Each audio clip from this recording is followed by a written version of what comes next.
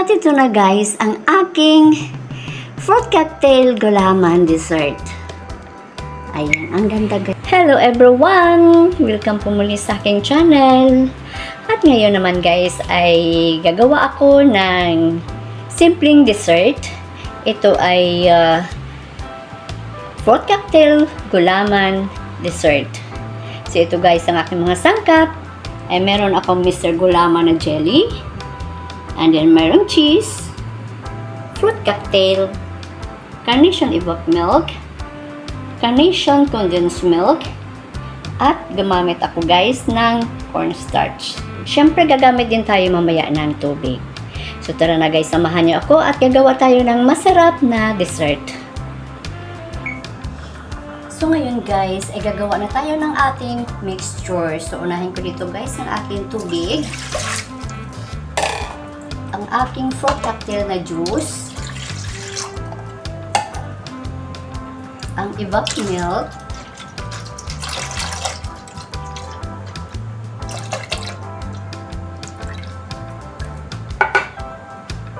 ang condensed milk, pero kalahati lang guys ang gagamitin ko dito kasi meron na tayong fruit cocktail na juice. Siyempre ang ating cornstarch, tutunawin muna natin ang ating cornstarch. At ilagay na rin natin ang ating Mr. Gulaman powder. So haluin lang ito guys hanggang ma-dissolve ang ating dried ingredients. So ito na guys, nakasalang na ang aking gulaman mixture. So halu-haluin na lang natin ito guys hanggang sa kumulo at maluto ang ating gulaman mixture.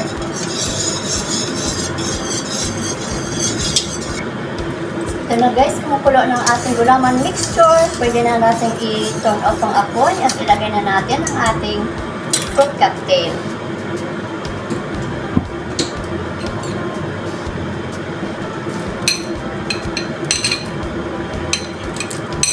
Ayan, magtira po tayo guys para sa ating toppings mamaya. So halu-haluin natin. And then, i-transfer na natin sa ating molder.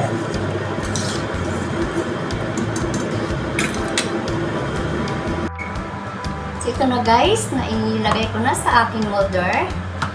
So, i-cool down na lang natin ito guys hanggang mag-set siya. And then, tsaka na natin ilagay ang ating toppings.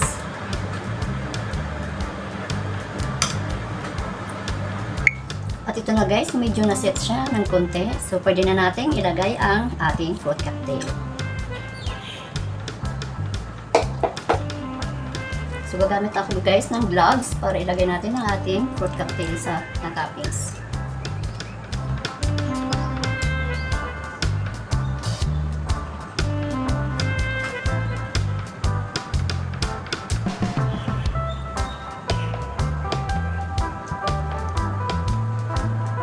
Pwede nyo ito guys masubukan. Very simple lang to guys at saka masarap, promise. Pwede nyo rin itong ilagay sa cups para sa may mga handaan, mga parties. Yan, pwede yan guys.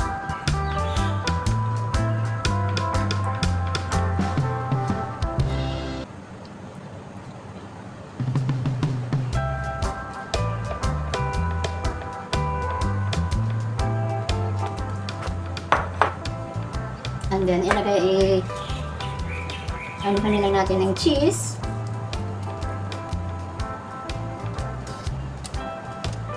Oops, nabali na yung cheese ko guys.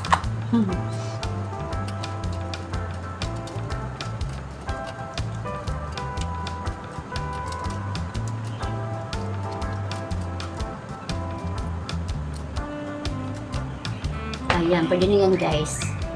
Saka lagyan natin dito sa gitna ng kulay red. Ito yung kanyang papaya at saka yung cherry. So, diba colorful guys?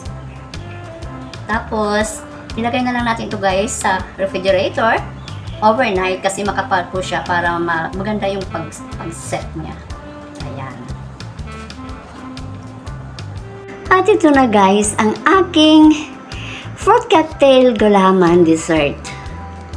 Ayan, ang ganda guys ng aking pagkagawa. At siguradong masarap. Sana guys magustuhan nyo at huwag naman pong kalimutang i-subscribe, i-likes at i-share aking channel. At syempre paki-bell all na rin para updated kayo sa aking mga latest videos. Simple Kusina Mamita po. God bless! Yan guys, naghihiwa-hiwa na ako guys.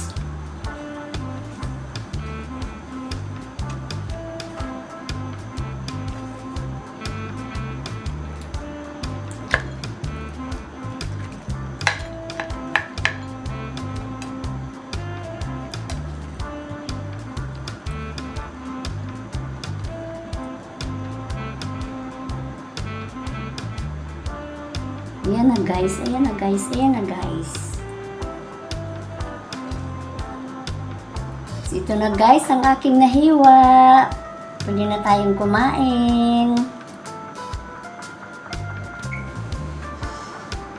Kain tayo guys.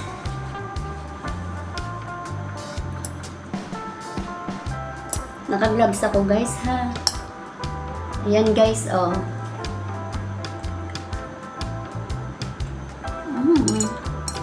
Masarap guys, promise masarap. Ang sarap-sarap guys. Sigurado magugustuhan nyo ito guys.